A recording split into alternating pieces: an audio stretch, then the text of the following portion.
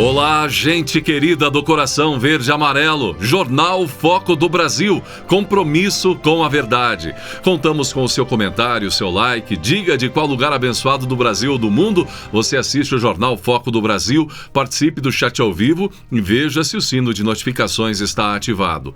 O Foco do Brasil é um jornal independente em 2 edições diárias, à noite e após o almoço com Leonardo Miller, e só é possível por conta da sua audiência e apoio, seja curtindo, compartilhando, se tornando membro do nosso canal. Vocês que tornam o Foco do Brasil uma realidade e queremos seguir todos os dias na sua companhia.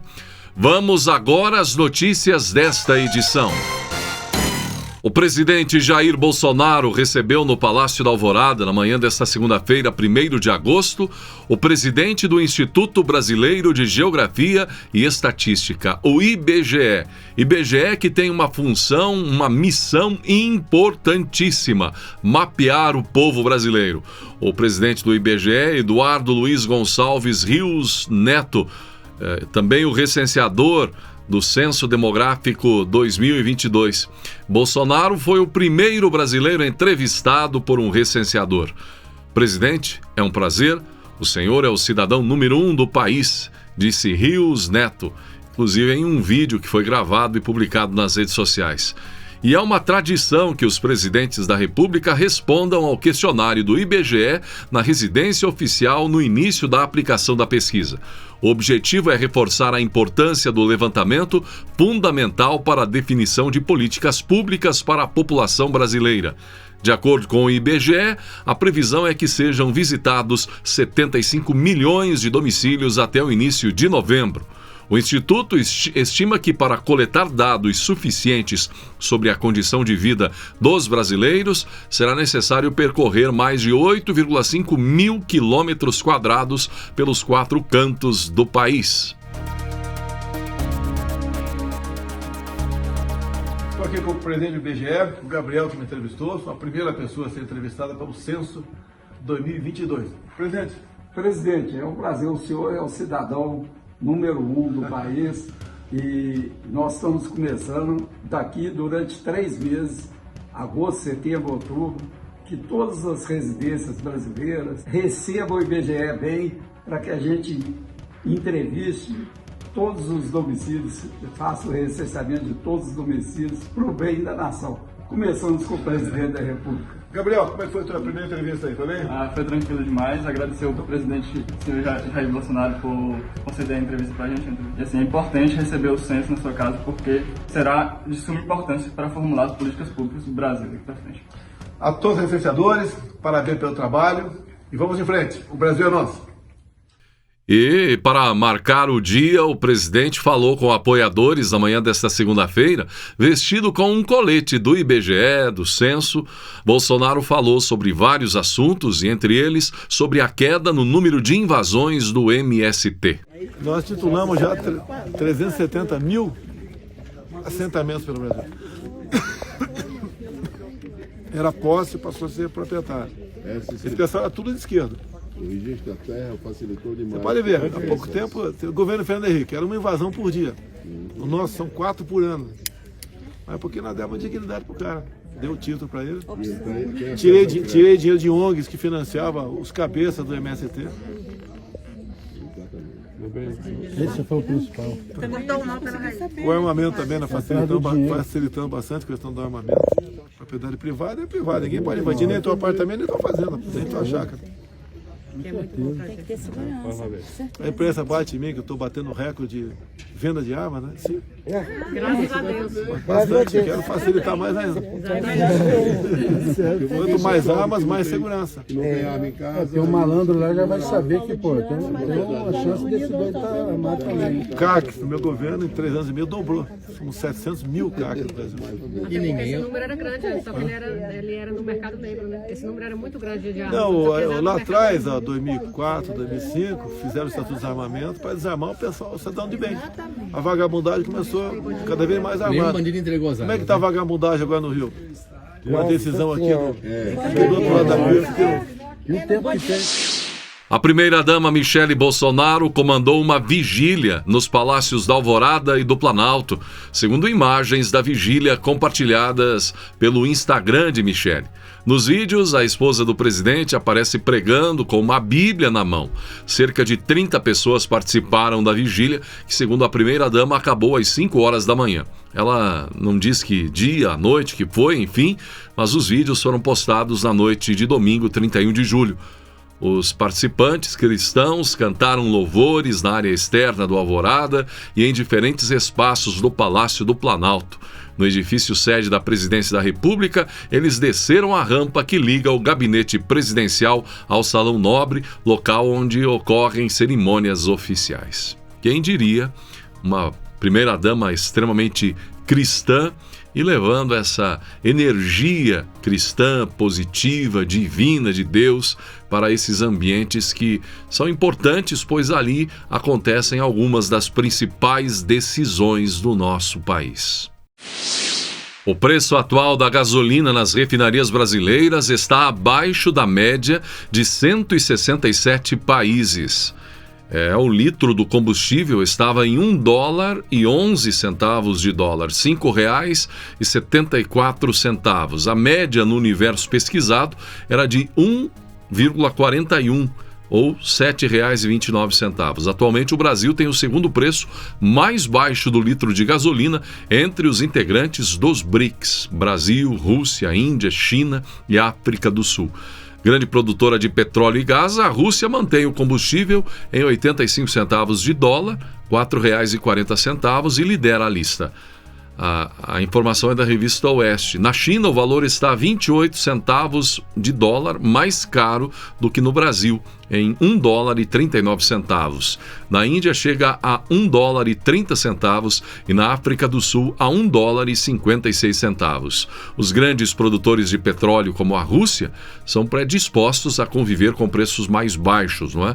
Na Arábia Saudita, o litro da gasolina sai das refinarias a 62 centavos de dólar. Na Nigéria, 42 centavos de dólar, e nos Estados Unidos a $1,21. Igualmente produtor, o país com combustível praticamente de graça, não é? É a Venezuela. O litro da gasolina custa 0,02 centavos. Mas há de se considerar, nesse caso, a taxa de câmbio de mais de 560 mil bolívares por unidade de dólar. Na Noruega, onde desde 1990 a Previdência Social é financiada por um fundo alimentado por recursos advindos do petróleo, o litro do combustível tem o quarto preço mais elevado da lista, $2,39.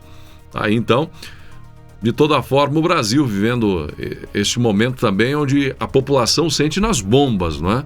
Aí com a mudança na questão do ICMS e ainda essa boa notícia envolvendo a Petrobras, que determinou 2 quedas já no preço da gasolina nos últimos dias. E o horário eleitoral, hein? Mês de agosto começou, é um mês longo para alguns, curto para outros, mas será um mês de muita movimentação. O horário eleitoral das eleições 2022 começará a ser exibido na TV aberta e também no rádio a partir do dia 26 de agosto. O tempo de cada candidato à presidência tem relação com o tamanho da bancada eleita em 2018 para a Câmara dos Deputados e a abrangência das alianças nacionais. E a CNN fez uma projeção com base nos anúncios oficiais de partidos e apurações com as legendas. O petista Lula deve ser o candidato com mais tempo de propaganda eleitoral. Vai poder falar bastante, seguido pelo presidente Jair Bolsonaro e pelo candidato do partido União Brasil, que no momento desistiu, não é? O deputado Luciano Bivar, mas que ainda pode ter um representante próprio no pleito União Brasil. Lula deverá ter mais tempo por causa da aliança entre PT, PSB, PCdoB, PV, PSOL, Rede e Solidariedade. É provável que ele conte com pouco mais de 3 minutos e 11 segundos de propaganda por bloco às terças, quintas e sábados, além de 7 inserções de 30 segundos por dia. O cálculo feito segundo o mesmo modelo usado pelo Tribunal Superior Eleitoral. No dia 12 de agosto, o TSE divulgará a divisão do tempo do horário eleitoral. Às terças, quintas e sábados, os candidatos à presidência terão 25 minutos por dia, divididos em 2 janelas. O horário eleitoral será exibido às 13 e também às 20 horas nos canais de televisão. Nas emissoras de rádio, as exibições são feitas às 7 e às 12 horas. Além disso, os partidos têm direito às inserções avulsas ou pílulas de 30 a 60 segundos distribuídas durante a programação. Os veículos reservarão 14 minutos diários entre as 5 da manhã e a meia-noite para que os presidenciáveis veiculem os materiais. E você é ansioso para a chegada do horário eleitoral das eleições 2022? São horários que movimentam também as eleições. Agora, é importante ressaltar que a campanha propriamente começa um pouco antes, não é? Na internet, por exemplo, a partir do dia 16 de agosto. E as definições de quem é ou não candidato acontecendo últimos dias agora, nesse princípio de agosto. Inclusive, falando do Bivar, que desistiu de ser candidato pelo seu partido, União Brasil, e isso abriu uma especulação que essas eleições podem ter algo inusitado. A união, o apoio, talvez, do União Brasil, não é? Ou da cúpula, aí no caso Bivar, ao petista Lula.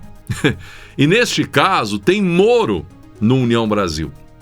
E aí o que a gente pode ver? Que Sérgio Moro estaria apoiando Lula. É uma possibilidade? Pelo menos as especulações. É evidente que é muito difícil disso acontecer, seria algo, além de inusitado, uma aberração da natureza. Mas na política, tudo é possível. Qualquer ruído gigantesco é possível. Vamos aguardar para ver. Decreto publicado pelo governo federal, número 11.158, estabelece os itens fabricados no Brasil para os quais será válida a redução de 35% no Imposto sobre Produtos Industrializados, o IPI. O decreto também exclui da lista os principais produtos que são fabricados na Zona Franca de Manaus. Segundo o governo, o decreto cumpre decisão judicial que determinou a preservação da competitividade dos produtos produzidos na Zona Franca. De acordo com o Ministério da Economia, o decreto dá segurança jurídica para a redução do IPI. Ao detalhar os produtos que terão suas alíquotas alteradas, a nova edição esclarece a correta aplicação do IPI sobre o faturamento dos produtos industrializados, garantindo segurança jurídica e o avanço das medidas de desoneração tributária. O texto também apresenta tratamento específico para preservar praticamente toda a produção efetiva, então, da Zona Franca de Manaus, o que é bom, evidentemente, levando em consideração os processos produtivos básicos. A medida também traz redução adicional do IPI de 18% para 24,75% para automóveis. A elevação desse percentual equipara a redução do imposto para o setor automotivo concedida aos demais produtos industrializados, diz o Ministério da Economia. O Ministério explicou ainda que com o decreto serão beneficiados produtos nacionais e importados, além de provocar reflexo positivo no Produto Interno Bruto, o PIB, com a redução do custo Brasil e maior segurança jurídica.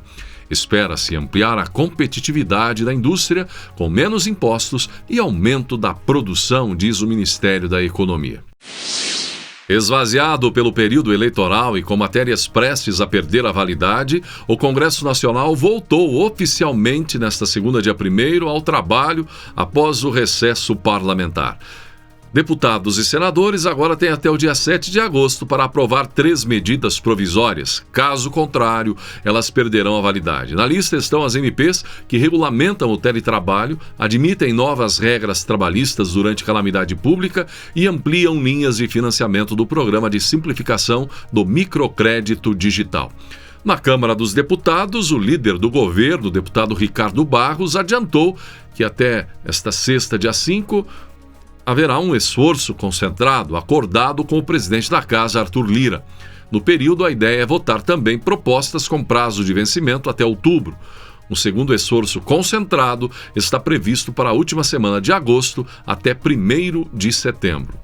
No período, além de outras MPs, o presidente da Câmara deverá pautar matérias de consenso entre os deputados. Além das MPs prestes a caducar, há outras na fila. Até o fechamento desta edição, eram 22 MPs na lista. Todas devem ser analisadas pela Câmara dos Deputados e, se aprovadas, pelo Senado.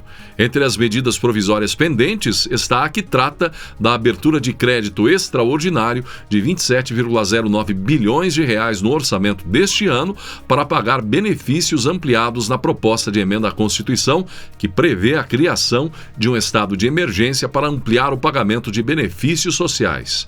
Como exemplo, o aumento do valor do Auxílio Brasil de R$ 400 para R$ 600, o reajuste do Vale Gás e o vale de R$ 1.000 para caminhoneiros. Esses benefícios terão validade até 31 de dezembro deste ano. Com força de lei, assim que editadas pelo Presidente da República e publicadas no Diário Oficial da União, as MPs precisam ser aprovadas pelos parlamentares para se tornarem definitivas.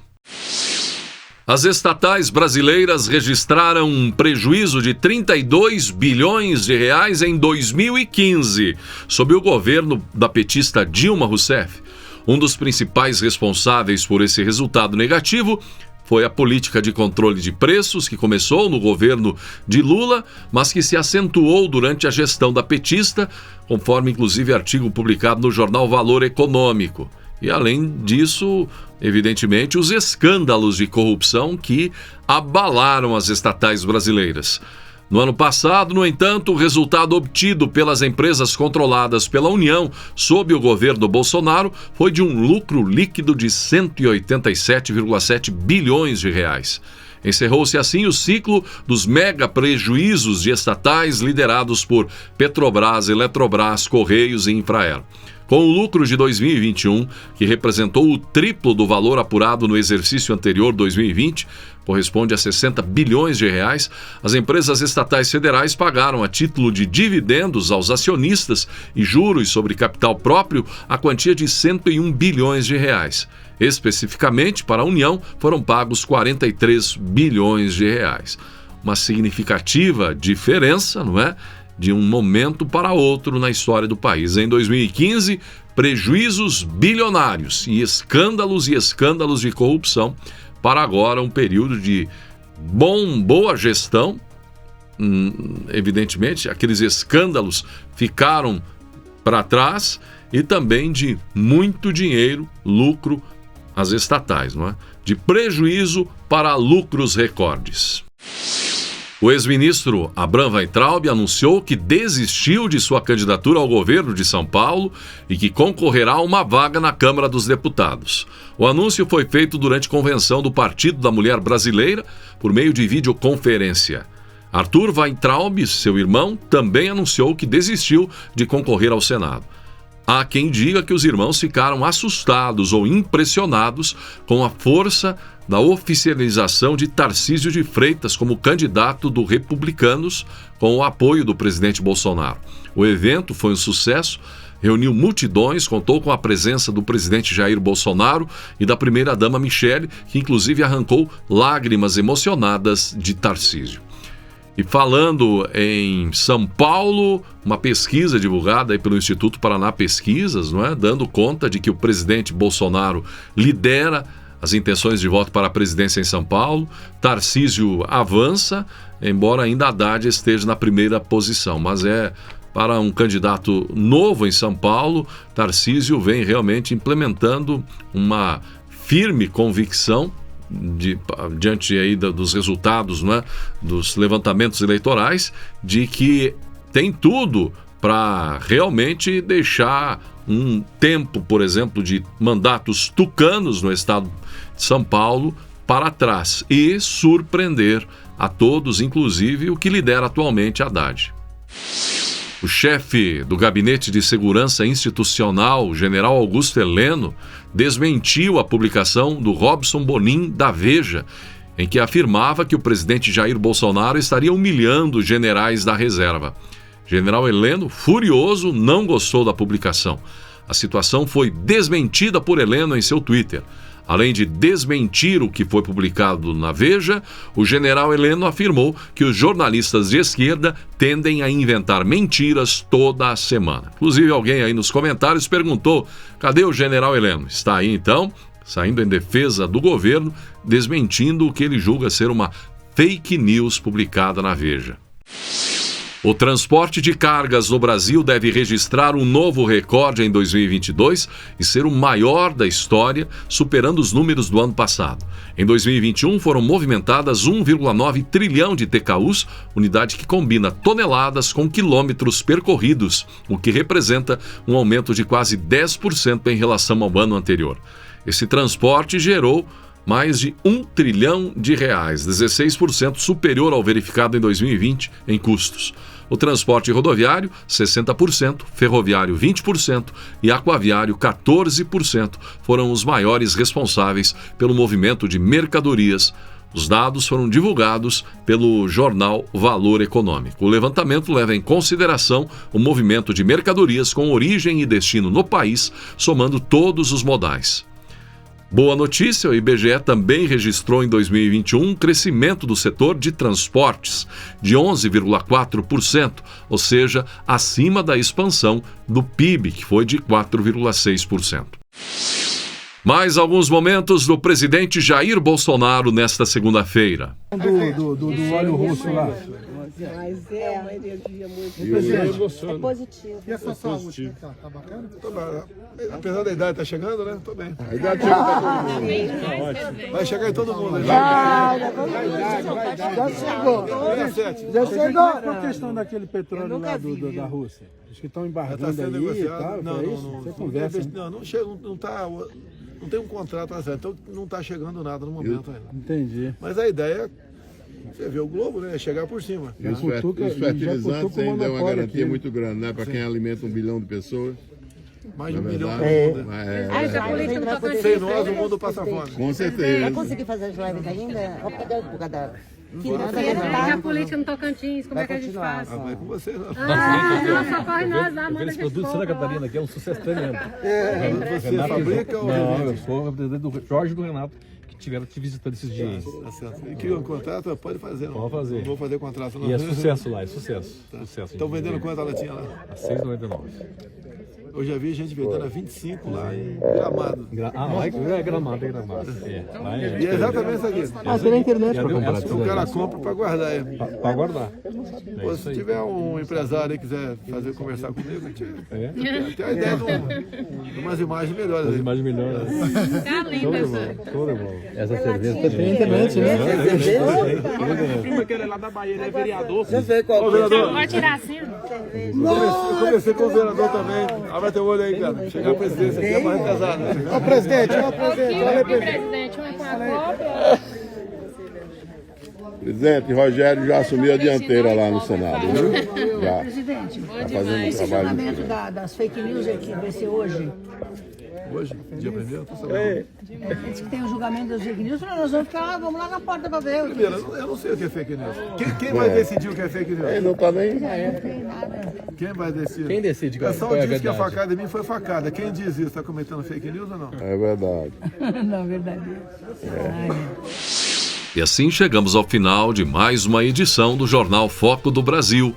Não esqueça da importância de ter você curtindo, compartilhando, se tornando membro do nosso canal. Vocês que tornam o Foco do Brasil uma realidade e queremos seguir todos os dias na sua companhia. Agradecimento especial hoje, gente, a Arlindo Carreira e Luzia Irã, inscritos membros do nosso canal. Venha também ser parte dessa comunidade verde e amarela. Gratidão pela sua atenção e que Deus abençoe a você e a sua família.